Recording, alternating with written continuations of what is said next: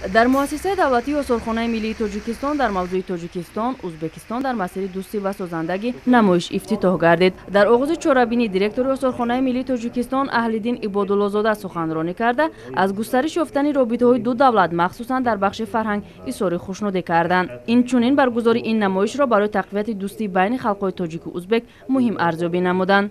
در نمایش از فوند آثارخانه ملی تاجیکستان یک قطار اکسپونات‌های نادر که از دستاوردهای این دو خلق در مسیر دوستی و سازندگی قصه میکند پیشنهاد تماشابینان گردانیده شد. چورابینی توسط عکس و دستاوردهای سالهای اخیر بین دو دولت را که از مرحله با صفت نو برآمدن مناسبت‌های تاجیکستان و ازبکستان شهادت می‌دهد انعکاس میکند.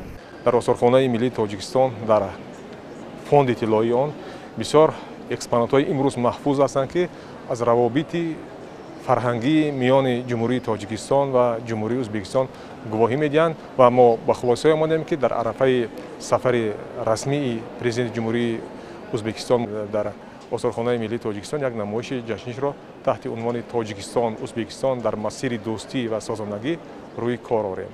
در نمایش امروزه زیاده از 40 عدد اکسپونات ها که از فوند آثارخانه ملی تاجیکستان گرفته شدند به نمایش گذاشته می شوند و باید گفت که این اکسپونات ها سالهای گوناگون به خزینه آثارخانه ملی تاجیکستان وارد گشتند و همه این گواهی از آن میدهد که مناسبت های حسنه فرهنگی تاجیکستان و ازبکستان هنوز از زمانهای پیش سرچشمه گرفته بود و روز به روز رشد و نمو یافت و امروز با سطح شریکی استراتژیک دو دولت آمده رسیده است. در قسمت دیگری نمایش یک قطار مصوره و نیم پیکره ها، کتاب و عکس ها، گلدان و ارمغان ها، قالین های دستباف پیشنهاد شدند که پسند اشتراکچیان گردید. همزمان در نمایش موضوع های تاریخی تاجیکستان و ازبکستان توسط مصوره و کتاب و مجله ها انعکاس یافته. در مرکز این نمایش پیکره دوستان نمایندگان ادبیات این دو ملت استاد و شاگرد مولانا عبدالرحمن جامی و میر علیشیر نوایی پیشنهادی تماشابینان شده است. با اطلاع مسئولین آثارخانه ملی نمایش مذکور تا سنه 20 ایون ادامه میکند. وابسته به این ساکنان و مهمانان دوشنبه شهر امکان دارند